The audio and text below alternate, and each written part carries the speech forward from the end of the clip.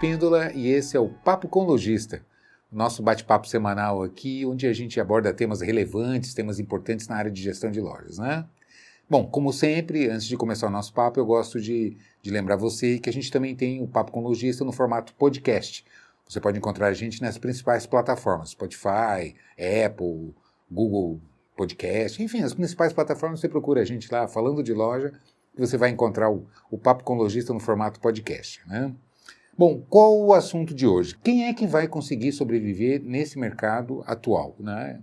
Como competir, como conseguir expandir os negócios, não só sobreviver, mas expandir os negócios nos tempos atuais, que realmente não está fácil e cada vez se complica mais. Esse é o cenário que tem se apresentado, né?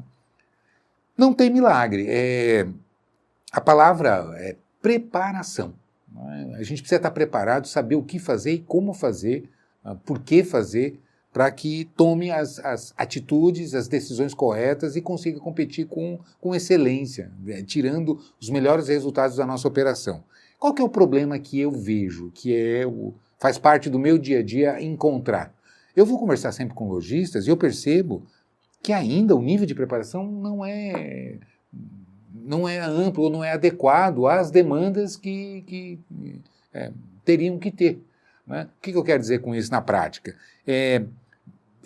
Quando começo a conversar, trocar ideias, fazer alguns questionamentos a respeito da operação do lojista, sempre a gente percebe que falta conhecimento, porque é dado um foco como se a única preocupação fosse ter um bom ponto, boas mercadorias, tivesse preço e vendedores na loja, pronto, eu estou preparado para enfrentar o mercado e não é assim, na verdade, isso não basta. Isso, há tempos atrás, até poderia ser suficiente, ou dependendo da região e tal. Só que o cenário vai mudando, o mercado vai se transformando e esse modelo começa a não ter mais a sua eficácia, não gerar os resultados que a empresa precisa para competir, com fôlego, ganhar dinheiro. Não tem como você expandir, pagar bem funcionário, etc. e tal, se você não tiver com bom faturamento e com rentabilidade, né? Gerando os lucros necessários que a operação precisa dar. Então, não é com falta de conhecimento que a gente vai conseguir. Esse é o principal problema, né? O lojista precisa, hoje, ter consciência que gerenciar, ser um gestor da operação é um fenômeno, uma operação, uma atuação que demanda entender de todos os lados da empresa. Não adianta ser só bom no financeiro, ser só bom no comercial, né, ou ser um bom comprador, que pronto, bastou para resolver o problema. É muito comum eu conversar com lojistas, por exemplo, esses dias eu estava conversando com alguém e na conversa a pessoa me disse assim, Melina, minhas despesas estão muito altas e a gente está num esforço muito grande lá para reduzir, para ver se melhora as nossas margens, se o resultado, se o dinheiro aparece, que é sempre o que a gente ouve, né? E aí quando você vai conversar, quais ações você está tomando dentro da loja? Bom, eu tenho focado reduzir aí começou a colocar algumas medidas, por exemplo. Eu troquei as lâmpadas, eu tenho ligado o ar-condicionado só a partir das 10 até as 5 da tarde, ligando um pouco mais tarde, o ar-condicionado tem um impacto alto nas despesas de energia elétrica na loja, tal, enfim. E mais uma série de outras coisas. Inclusive, um aspecto, por exemplo, que foi muito interessante, inclusive é um debate que sempre quando eu trago gera muita polêmica, que é a inadimplência, no caso dessa loja, é uma rede de lojas, esse exemplo que eu estou dando, e a pessoa disse assim, eu tenho trabalhado muito fortemente para baixar a nossa inadimplência, né? E eu comecei a questionar qual era o percentual de inadimplência que ela estava tendo, as lojas estavam tendo, e esse lojista disse, olha, eu estou hoje com uma inadimplência bem próxima de 2%, 3%, a gente tem conseguido segurar por aí, estou baixando para esses indicadores. E eu digo, pois é, né? Vamos raciocinar. Vamos começar lá pela energia elétrica. Quando você, por exemplo, num esforço de reduzir, né? Claro que desperdício em nada, evidentemente que nada deve ser desperdiçado, porque desperdício é desperdício, é jogar dinheiro fora, né? Por outro lado, é importante entender o impacto da ação que eu estou tomando dentro da loja. É isso que eu quero discutir. Exemplo, a questão da energia. Loja escura não atrai cliente. Esse é um problema. Uma loja mal iluminada, onde os clientes não conseguem enxergar a loja, ou dentro da loja não conseguem ter uma visão adequada dos produtos, da exposição, enfim, de todo um layout que é trabalhado dentro de uma loja, a gente sabe que isso faz uma importância gigantesca. Tanto que existe a área do VM, do Visual Merchandising, que é uma ciência que estuda tudo isso, né? Cores, colocação, espaçamento, né, dos corredores, sequência dos produtos que você coloca, o que vai no salão de vendas, o que vai na parede. Tudo isso tem impacto em resultado de venda. Né? Existem as compras por impulso, muitos itens que os clientes compram só porque viram na loja e não faz parte da lista. Né? Então, isso é no VM, é na arrumação que você consegue otimizar e melhora a PA, melhora o ticket médio. Né? Aliás, eu tenho o hábito de falar PA e não explicar, e muita gente tem dúvida. Hermelino, o que é PA? PA é peças por atendimento, né? Ou itens na venda. Quantos itens em média, quando eu fecho uma venda, quantos itens em média eu vendo. Né? A minha equipe fecha. Então, ticket médio, valor médio das vendas realizadas, total vendido dividido pela quantidade de vendas, eu tenho um valor médio da minha venda, não é? Meu ticket médio. Então, que é mais comum, a maioria das pessoas conhece ticket médio, mas tem dificuldade com outros indicadores. E eu, por hábito, às vezes, cometo esse pecado de falar o indicador e não explicar o nome. Né? Bem, mas indo em frente, então, aí você começa a olhar, por exemplo, reduz a energia, o consumo de energia, diminuindo luz, diminuindo ar-condicionado, diminuindo alguns aspectos dentro da loja que vão promover desconforto para os clientes que frequentam a loja. Ora, tempo de loja, tempo que o cliente fica dentro de uma loja, é proporcional, diretamente proporcional a resultado. Evidentemente que tem os outros itens ali, atendimento, produto, preço, plano de pagamento e uma série de outras coisas. Mas o cliente que não fica dentro da loja não consegue executar os outros fundamentos. Então é importante que o cliente goste, se sinta bem dentro da loja. E aí, quando você reduz o ar-condicionado, reduz a iluminação e cria um certo desconforto, o cliente fica dentro da loja, está quente, está desconfortável, vai embora, não fica na loja. Então, o que isso impacta? Ora, se você tem menos cliente dentro da loja entrando, ou menos tempo que o cliente fica dentro da loja, você vai derrubar suas vendas, você vai reduzir o faturamento. Quando você analisa um DRE, que você faz uma puxada, você analisa despesas fixas, despesas variáveis e contextualiza, você percebe que se você baixa o faturamento, despesas fixas sobem. Não é? O exemplo que eu gosto sempre de trazer é o exemplo do aluguel. Eu vendo 100 mil nessa loja e meu aluguel é 10 mil. Por exemplo, então, quanto é meu aluguel? É 10% do meu faturamento. E se eu vender 200 mil nessa loja? O aluguel continua 10%. Portanto, ele deixa de ser 10% do faturamento. Ele passa a ser 5%. Eu baixei ele percentualmente, proporcionalmente ao faturamento. Então, despesas fixas, luz, água, telefone, internet, contador, manutenção de sistema, e uma série de despesas que a gente tem, que são as despesas fixas. Como é que eu baixo?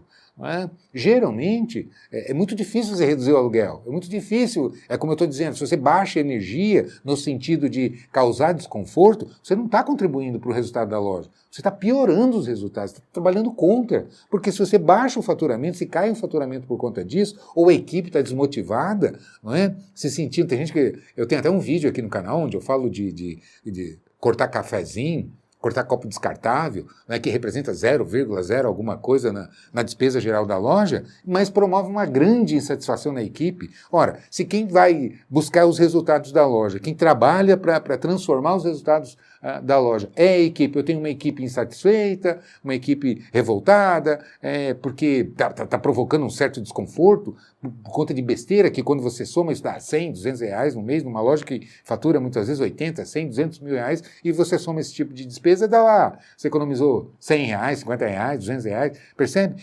Só que as consequências são extremamente danosas. E por que se toma esse tipo de atitude? Porque o lojista tem má intenção? Claro que não. É sempre no sentido, eu preciso cortar despesa. Mas se não tiver um olhar, uma administração técnica, você vai correr o risco de estar tomando decisões inadequadas. Existem outros aspectos mais estratégicos que você consegue otimizar os resultados. E é isso que faz a diferença. Tanto que um ponto que eu bato muito, a diferença entre fracasso e sucesso é a gestão. não é condições de mercado, não é... Porque se fosse, veja bem, quando o mercado está crítico, e ele é real, a crise existe, não é, ninguém nega isso. Por outro lado, você pega no mesmo instante lojistas do mesmo segmento, um fechando e outro crescendo, expandindo, abrindo filiais, etc. Se fosse a crise, todo mundo, se fosse só a crise, o fundamento que impactasse nos resultados, todos teriam, quando cai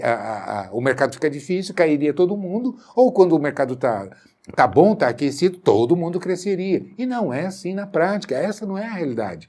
Não é? Onde é que está a diferença? Na administração, na gestão do negócio. Então, conduzir o negócio de maneira adequada, hoje é uma condição fundamental. O lojista precisa estar atento a isso. Por quê? É seu patrimônio que está ali. Não é? Nós temos uma responsabilidade muito grande. Quantos e quantos é a história da vida, não é? Que está ali, ou às vezes já é de família, que já vem de tempos, ou alguém que... eu conheço muitos casos de pessoas que acabam pedindo demissão do emprego, fazem economia, né, juntam lá um capital para empreender, para montar o seu negócio, e ali é tudo ou nada. Se não dá certo aquilo, cria um problema gravíssimo na família. Né? Na história, ninguém gosta de fracassar. Não é? Então, como é importante? Para isso, então, é fundamental que se tenha esse olhar. E quais? Então, esse é um deles. Você precisa administrar a empresa de maneira que você tenha controle sobre ela. Não é só entender de estoque. É fundamental você conhecer produto, ponto e etc. Né? Os 4 P's do marketing: produto, preço, ponto e promoção. Né? Fazer a ação comercial. Mas isso hoje não é mais suficiente. Né? Você precisa entender todos os outros fundamentos, como esse caso que eu estou trazendo. Se você não tem uma noção de DRE, por exemplo, que é o papo anterior, o episódio anterior do papo que eu comentei, né, você vê que o impacto é muito grande. Né? Outra coisa que eu acho fundamental para a gente trabalhar é como que... Aliás, eu não comentei da inadimplência, né? Que é outro aspecto assim, muito interessante, que às vezes, quantas vezes eu chego em lojas que trabalham com o crediário e eu percebo que a inadimplência está muito baixa. Então, por incrível que pareça, eu digo, você precisa aumentar a sua inadimplência e as pessoas acham que eu estou louco quando eu falo uma coisa dessa. Não é? Por quê? Porque olha exclusivamente para uma determinada área. Se você olhar só para a sua carteira, de repente você fala, não, minha inadimplência está 10%, eu preciso baixar ela para 5%, né? Sei lá, alguma coisa assim, que são números... Eu chamo de números metafísicos, porque às vezes você vai conversar, não, inadimplência boa é 5%. Eu digo, por que não é 6%, ou 4%, ou 8%? De onde você tirou isso aí?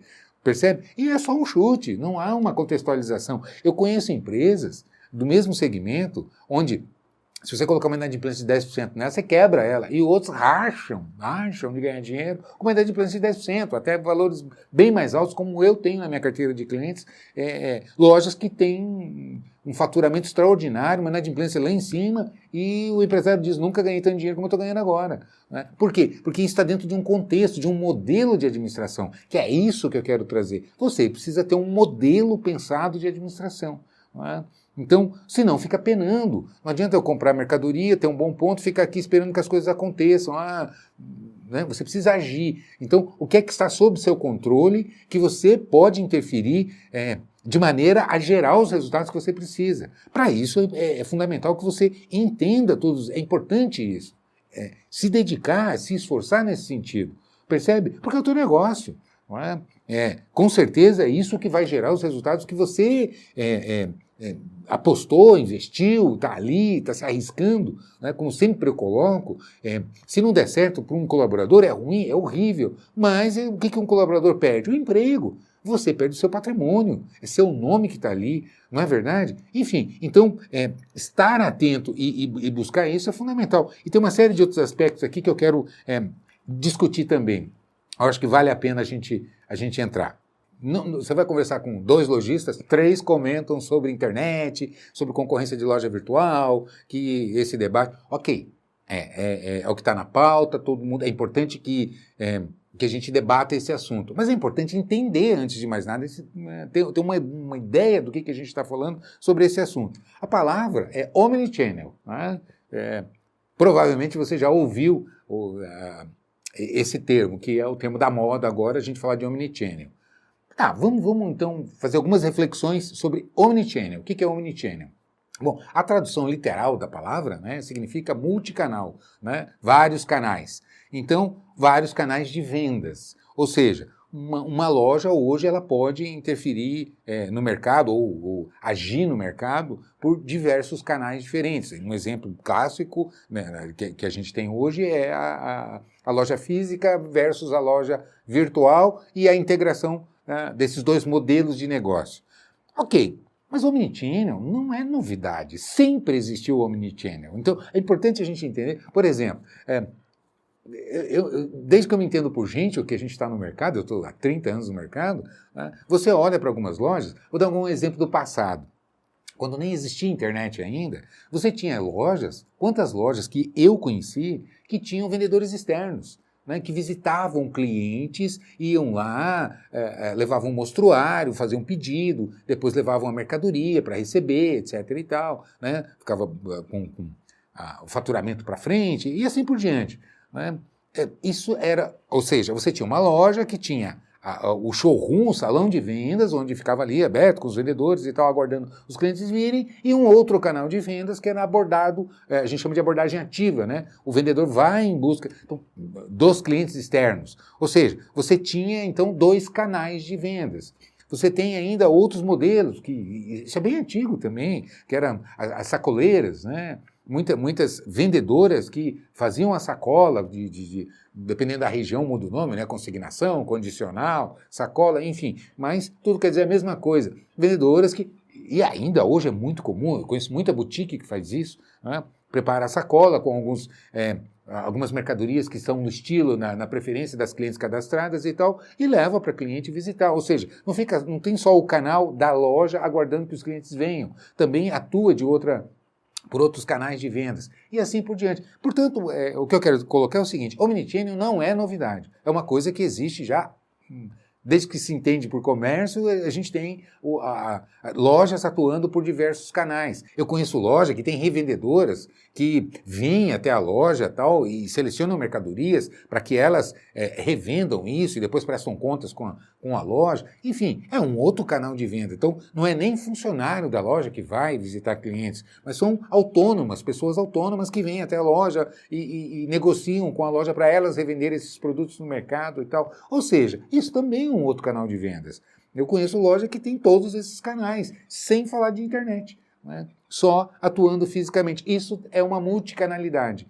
Ok, hoje existe então a modalidade da loja virtual, mas tem muitos modelos, né, que, da mesma maneira como eu comentei sobre o próprio varejo físico com vários canais de atividade, onde não é adequado para todo mundo. Tem loja que não faz sentido você ter vendedor externo. Eu vejo várias lojas de departamento que o foco da loja é a loja, o cliente vir até a loja. Todo o esforço, arrumação, crediário, equipe de vendas, a retaguarda da loja, a logística e etc, etc, etc, está estruturada para que o cliente venha até a loja. Não é? Então você trabalha ponto, vitrine, iluminação, layout, atendimento e outros fundamentos baseados no atendimento ali. Não faz sentido essa loja ter vendedor externo.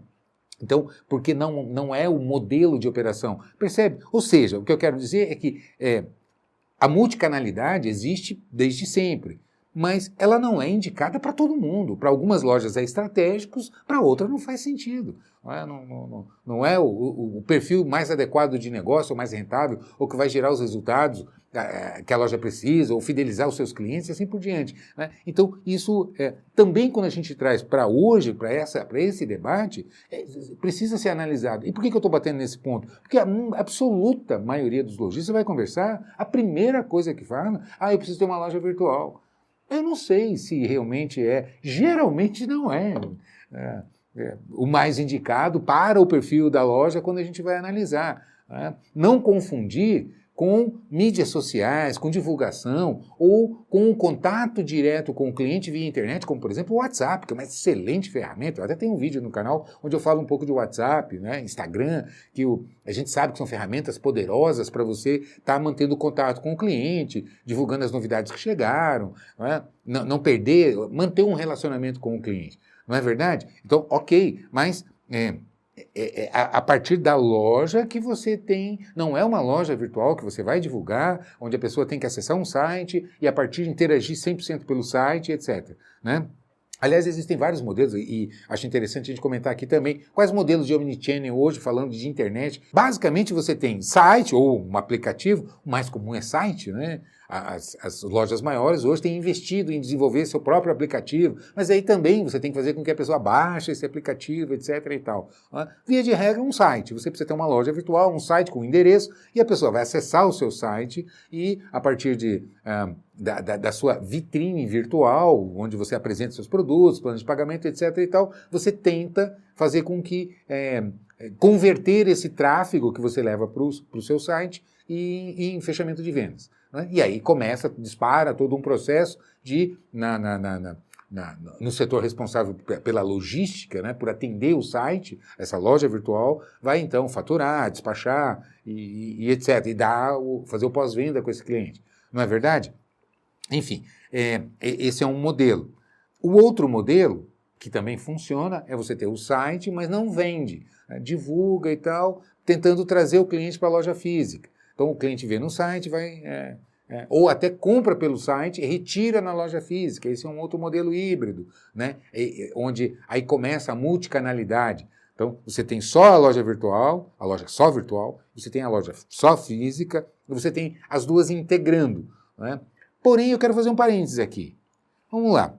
100% dos seminários que eu tenho realizado, e eu faço isso há muito tempo, eu pergunto para os lojistas presentes o seguinte: eu posso ir lá na sua loja, fazer um inventário, fazer uma auditoria de estoque, vai bater?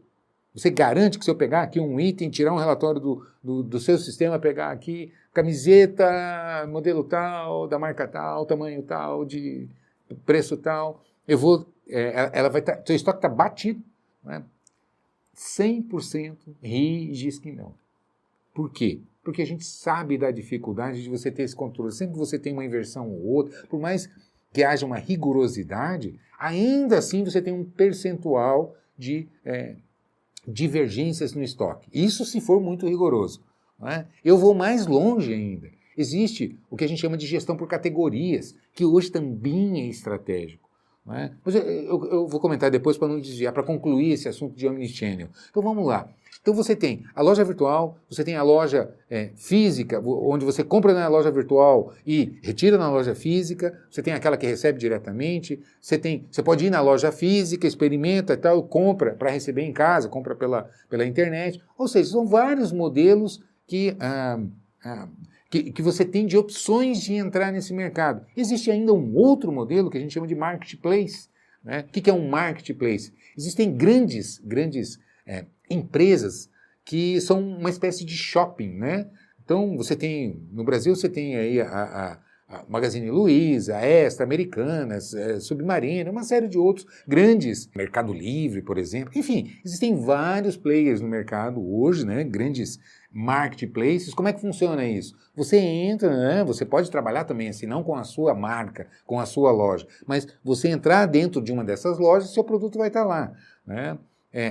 Portanto, não vai, nesse caso, aparecer a sua loja, vai aparecer o marketplace. Eu quero vender através do X. Não vou exemplificar uma marca específica. Eu quero entrar nesse site aqui, nessa plataforma, eu vou colocar minha loja nesse marketplace aqui. Ok, é uma maneira? É uma maneira interessante para alguns segmentos, não é para todos. Porque marketplace, a primeira coisa que você vai competir é preço. Você não precisa se preocupar com tráfego. Se você tem a sua loja virtual que você criou, você tem que gerar tráfego para ela. Não é fácil e nem barato. Não é? Você conseguir gerar um tráfego suficiente de atrair gente para acessar seu site. Não basta adesivar o carro, andar na rua, como às vezes a gente vê lá, acesse meu site. Não faz nem ideia do que é aquele site. Né? Então, a gente já é muito bombardeado e não entra em tudo que você vê, você calcula. Não é? Então, existe um esforço de marketing que é muito técnico, é dispendioso, aparentemente barato, não é? Agora, é muito indicado para alguns segmentos e para outros não. É difícil, porque a taxa de conversão também ela é muito menor do que a física, do que a loja física. A loja física você tem uma quantidade de pessoas que entram na loja e dessas que entram, um percentual que compra. comparativo, se você comparar a física com a loja virtual, os números são gritantemente distantes. Não é? Então você precisa gerar um tráfego expressivo no site para que você converta um percentual disso, e aí tem ticket médio e os outros indicadores que você vai trabalhar, fora custos de frete, etc. e tal. Então você tem uma economia de não ter aluguel, como muitos falam, Mariano, mas na loja virtual eu não tenho aluguel, eu não preciso ter vendedores. Ok, realmente é um custo. Porém, quando você vai analisar quanto que custa você divulgar seu site, ou você está dentro do marketplace vai em média de 18% a 20%, chega a 25% por transação que você faz que você tem que pagar.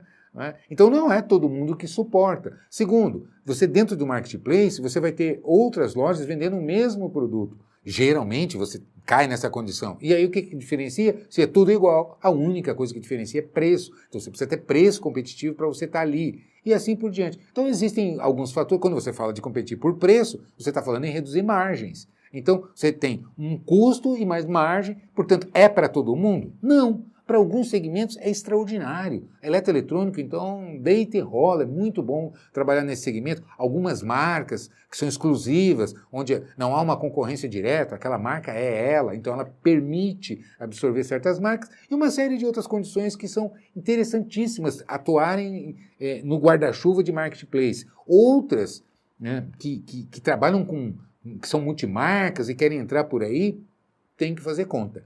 Não é assim uma resposta imediata. Tanto que muitas vezes me perguntam, Emiliano, você acha que é um bom negócio? Não sei, deixa eu olhar teus indicadores para que eu possa te dar uma resposta mais embasada, para saber se cabe aí dentro. Né? E vice-versa. Ou seja, a gente sempre vai cair no mesmo ponto. Você só vai conseguir tomar as decisões corretas, tudo isso pode ser muito bom. Ou não. Dependendo do perfil da sua empresa, dos indicadores. Às vezes empresas no mesmo segmento têm números completamente diferentes. Não é?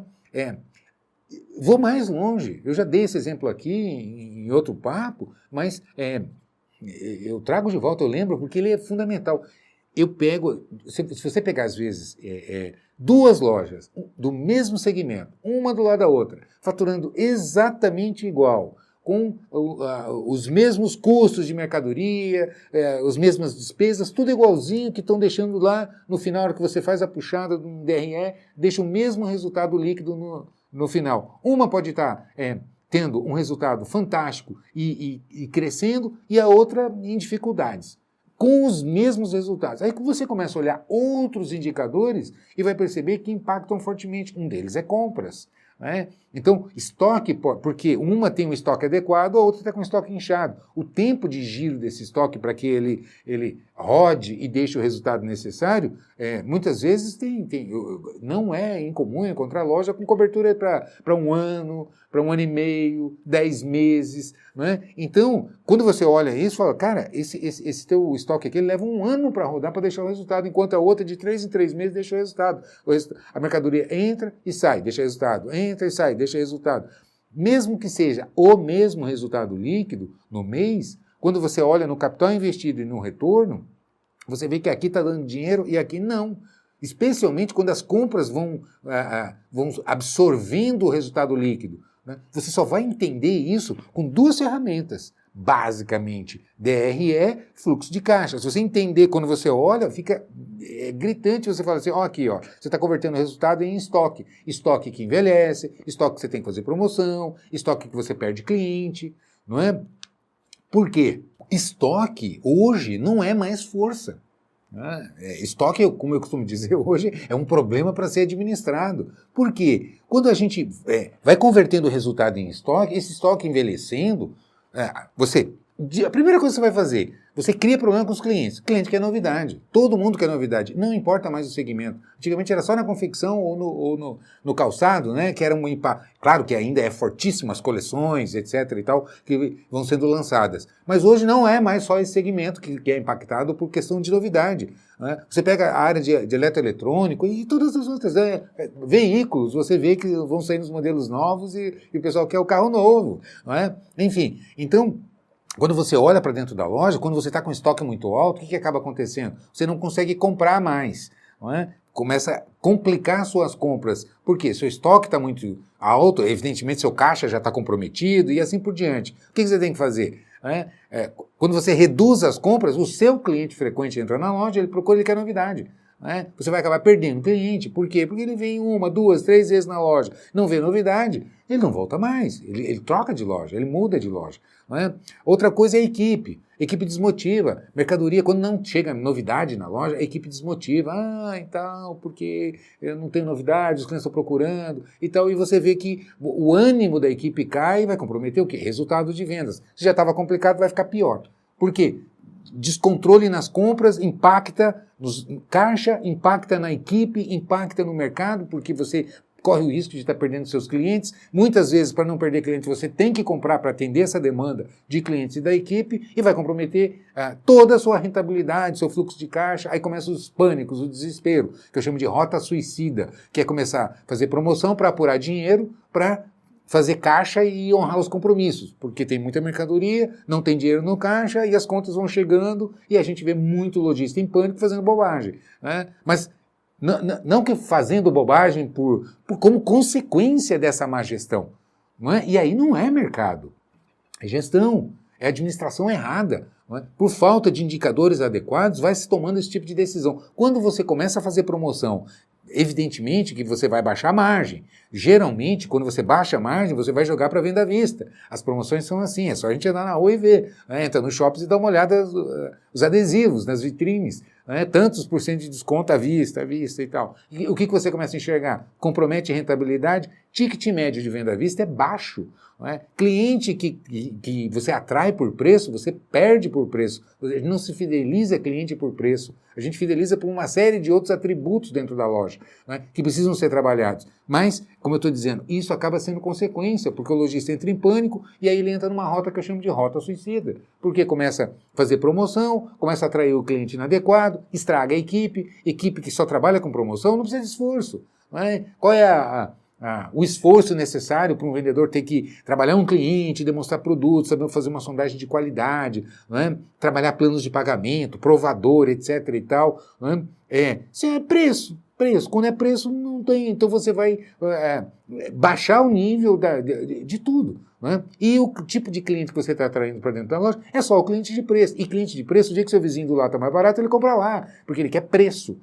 Não valoriza todos os demais atributos que você trabalhou na loja. Instalação, iluminação, layout. Né? A gente vê belíssimos layouts, muito bem executados, com trabalho de arquitetos, visual merchandising, né? Mix adequado de mercadoria, uma série de coisas assim, por conta de estoque errado, que vai comprometer financeiro e vai impactando nos outros fundamentos dentro da loja. Então, percebe a importância? Então, o grande problema não é crise. Né? O grande problema, que é a solução, é gestão. Então, quando você olha para isso, esses são os principais fundamentos. Tanto que eu tenho trabalhado muito forte nesse sentido. Lojista não basta mais saber escolher bom ponto para trabalhar e achar bons fornecedores e mercadoria e só arrumar vendedor bom, como é o que a gente escuta. Se você não trabalhar todos os fundamentos, não conhecer todos os fundamentos, você vai se comprometer. Inclusive a área financeira é fundamental. Dinheiro é mais um tipo de mercadoria dentro da loja. Precisa saber trabalhar para você dar equilíbrio de fluxo de caixa, saber trabalhar planos de pagamento, saber fazer cálculos de rentabilidade. Eu dei o exemplo no começo do nosso papo de hoje. Tem casos que a inadimplência está muito baixa. Aí você fala, como, Hermelino, que você me diz uma coisa dessa? Eu digo e provo, porque quantas vezes você pega, para você baixar a inadimplência, você tem que endurecer a concessão de crédito. Quando você endurece a concessão de crédito, o que você vai fazer com a venda a prazo? Você vai derrubar. Né? Quando você derruba a venda a prazo, o que acontece com as despesas fixas? Elas sobem. Aí você economiza 2, 3 pontos percentuais da carteira, não é do faturamento, da carteira que você está baixando e aumentando em 6, 7, 8 pontos percentuais do faturamento em relação às despesas fixas. Por quê? Não se tem essa visão holística, integrada da loja, onde você olha, está olhando só para aqui. Né? Então, tanto que existe um risco, por exemplo, é uma experiência, esses dias conversando com uma lojista, e ela estava me contando isso, que tinha contratado uma consultoria financeira, especializada na área financeira e tal, e o pessoal estava trabalhando fortemente na redução de custos, né? Custos, despesas e etc e tal, trabalhando, dando parabéns para ela, para algumas reduções que ela estava cortando, porque eles estavam exclusivamente olhando ali. as despesas.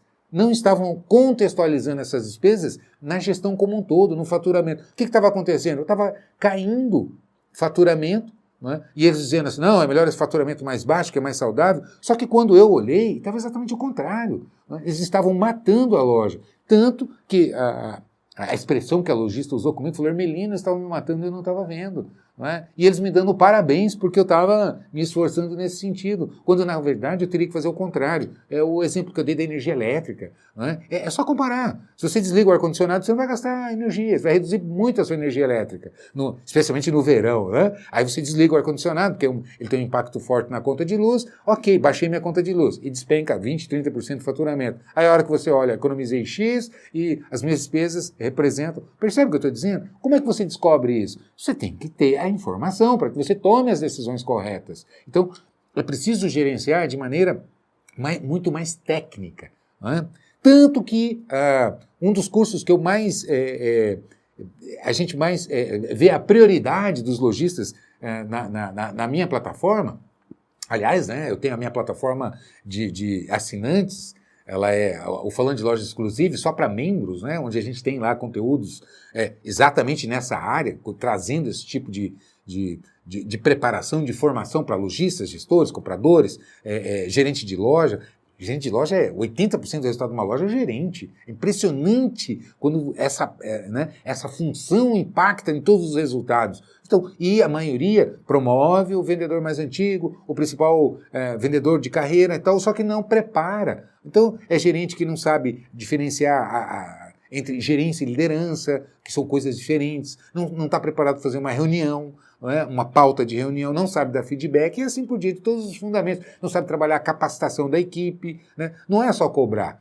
Senão a gente põe um feitor ali com um chicote na mão, pronto, estava resolvido o problema. Ou reclamar, a mesma coisa, eu costumo brincar, eu digo, senão vamos fazer uma rodinha aqui, reclamar bastante, pronto, acabou o problema. Né? Se fosse assim, estava resolvido. E não é. Então, é fundamental a atuação desse líder no salão de vendas, é isso que faz a diferença. Não é? Como que você vai, então, criar um plano de carreira para que seus vendedores tenham condições de ascender, de melhorar, de almejar uma gerência, uma supervisão? Bom, é capacitando, então para isso você precisa de recurso. A própria equipe de vendas. Não adianta a gente ficar falando, tem que treinar, tem que treinar, tem que treinar. Né? Você tem que ter um material dentro da loja. Eu sempre recomendo, aliás, isso é muito legal, eu recebo do Brasil todo gente que tira foto, filma, manda para mim, manda por e-mail, manda no nosso Instagram, então a gente recebe muito esse tipo de feedback de lojistas mostrando ali, passando o curso para a equipe sentadinha ali assistindo, né? Lojas de shopping que tem turnos, então montam ali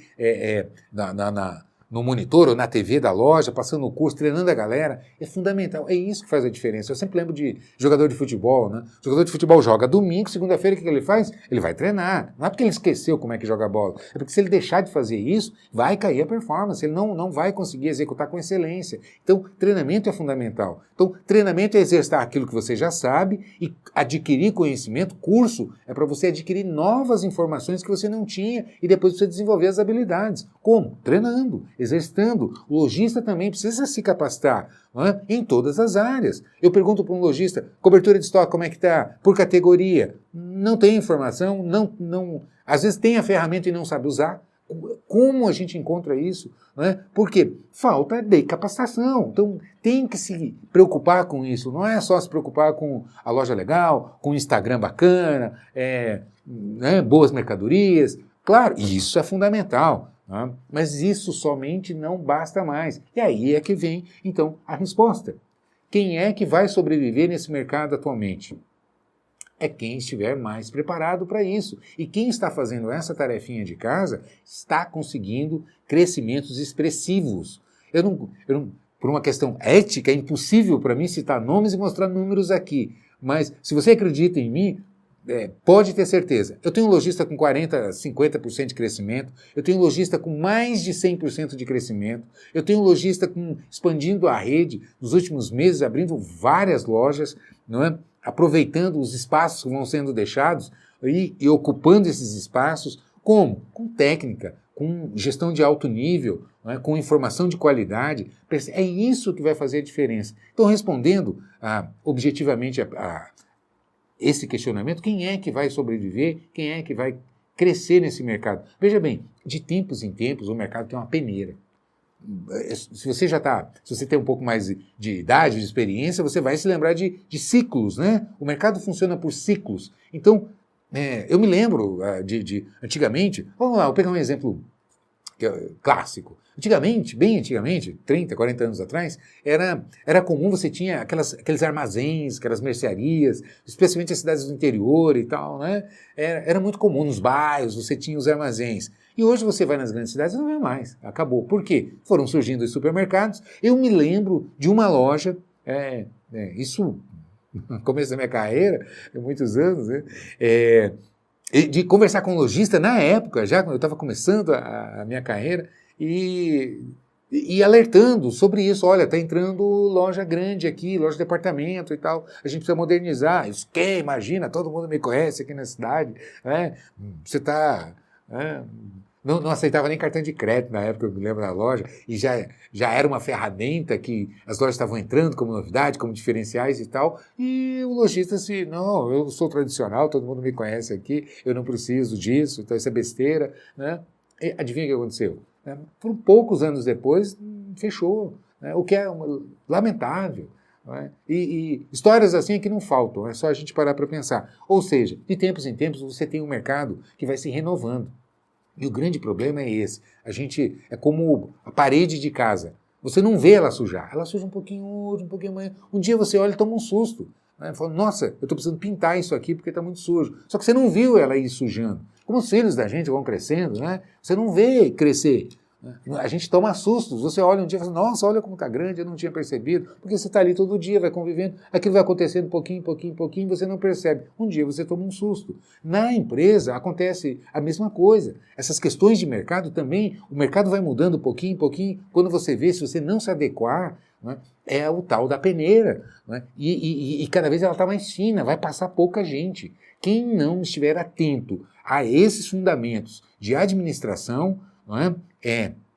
Eu tenho até um vídeo aqui no canal onde eu falo dos pilares do empreendedorismo, né? Onde você precisa ter expertise, precisa conhecer o segmento, senão você vai fazer bobagem, né? Vai custar muito para aprender, você precisa ter capital ou ter uma fonte de financiamento adequada ao teu negócio, você precisa ter entendimento de gestão, porque se você não tiver, você vai correr seríssimos riscos, você precisa entender de vendas, que é fundamental. Não é? Se não souber vender, não adianta você ter o teu negócio organizado se você não conseguir traduzir isso em resultado. E isso é venda, negócio é para vender. Não é? Não importa se é serviço, se eu vou produzir, se é indústria, se é comércio, não importa. Não é? Se é uma empresa, eu preciso vender os meus produtos, os meus serviços. Não é? E por último, pessoal, eu preciso entender que quem transforma os resultados, você pode fazer um belíssimo projeto, mas quem vai traduzir isso em resultado é a equipe. Então eu preciso capacitar, eu preciso ter ferramenta, eu preciso saber conduzir, eu preciso ter um bom planejamento, eu preciso ter ferramentas de acompanhamento e etc. Ou seja, é esse conjunto que vai fazer com que aqueles que entenderem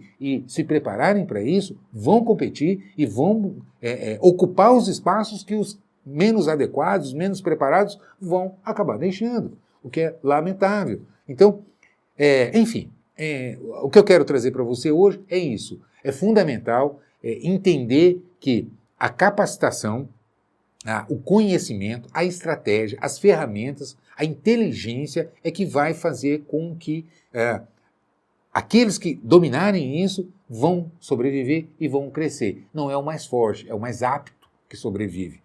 Não é? Quantas grandes empresas a gente tem, não vou citar nomes porque não é o caso, mas grandes redes que hoje desapareceram e hoje não existem mais. E eram grandes. Não é? Então, não é o maior, é o mais capacitado, é o mais adaptado que vai conquistar esses espaços, vai sobreviver e vai crescer. Beleza? Então, eu quero lembrar você o seguinte, não esqueça, entra na minha página, falandodeloja.com.br e dá uma olhada na área de membros.